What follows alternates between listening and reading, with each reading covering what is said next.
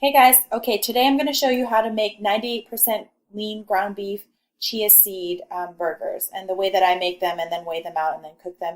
I'm going to wrap them up and then freeze them so that I can re-steam them to heat them up like I showed you in the previous video.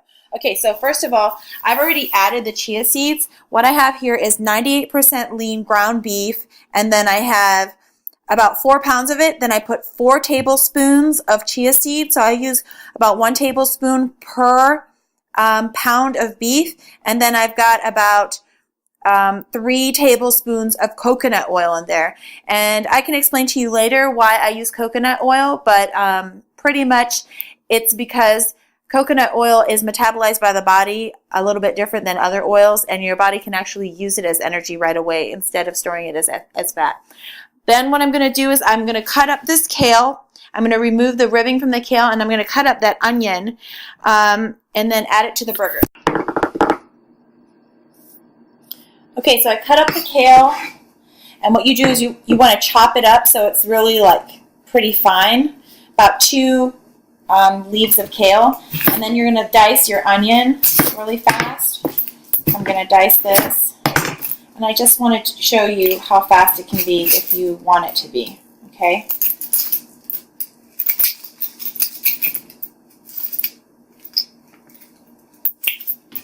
Okay.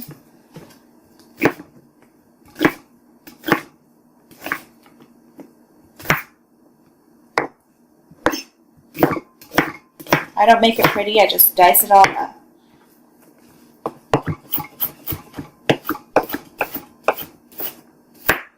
Doesn't have to be perfect as long as it's diced pretty much the same size all the way through. You can add other vegetables if you want. You can add, green onions. Sometimes I add oregano. I'll add thyme, cumin. You can mix it up. I don't add salt or pepper, but you can add salt and pepper to it too. Another one that's really good if you like spicy is chipotle pepper. You can get that in the spice section of your store. So, really quick, dice that up. This is what it looks like. I don't know if you can see that. Yeah, you can see that. So, it looks like that. So, I got that all in there. And then what I'm going to do is I'm going to mix it all up. So I'll show you, mix it all up first. You don't want to knead it too much. There's something that happens to ground beef when you knead it a lot. It kind of makes it tough and makes it, when you cook it, it kind of dries it out. So you don't have to add the coconut oil if you don't want to. I add it in because I kind of like a little bit more fat in my diet, and the way that I've calculated out my macros, it works for me. I also like it in there because when I add a little more fat to the 98% lean ground beef, it makes it a little moister. And that's the same reason I add the chia seeds. Now, you're probably wondering, okay, so I bought 98% lean ground beef. Why am I adding fat to it? It's a different kind of fat, like I said. So it does make a difference. Okay, so then what I'll do is I'm going to measure out 4 ounces. Well, for my beef burgers, I like to have 6 ounces. So I'm going to measure this out to 6-ounce portions using my scale. Okay. So this is about what 6 ounces looks like. And I'm going to make all of these into patties. Okay, so I'll show you in a second what that means. Okay, so they're cooking now. While they're cooking, I'm going to measure out and do the rest of my patties.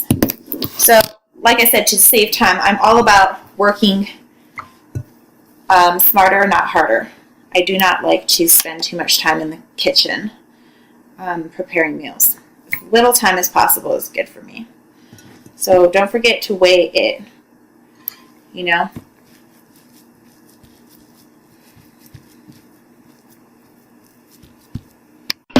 Okay, so it took me about 3 minutes to make about half of the patties. So what I'm going to do is I'm going to arrange them in this big pan. What I usually do is I heat up the pan first, but I'm just going to arrange them in here so that you can see what they look like.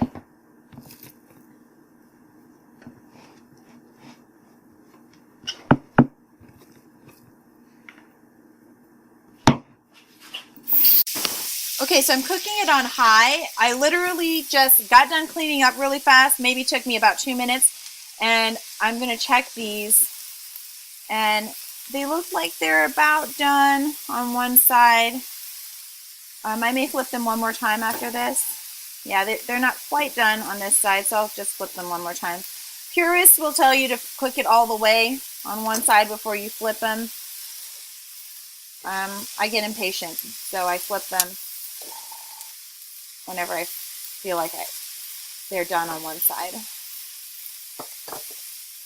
Okay, so that's what they look like. That's what they're going to look like when they're done, pretty much. You just want to make sure that the middle's not pink anymore. So like I said, I have this on high and I'm cooking it. Depending on your range, if you have an electric range, you're not going to probably want to cook it on high. You'll probably cook it on medium or medium high. But this is a gas range, so I'm using high heat. Okay? Okay, so while that's cooking, I am going to cut some tin foil out, 6 pieces, so that I can wrap up the hamburgers. You know, they just have to be small like that. Okay, when it's done, it's going to look like that, and it's not going to be pink in the middle. You are going to be steaming these or reheating them before you eat them, and so they'll cook a little bit more. So you don't want them like be too dry.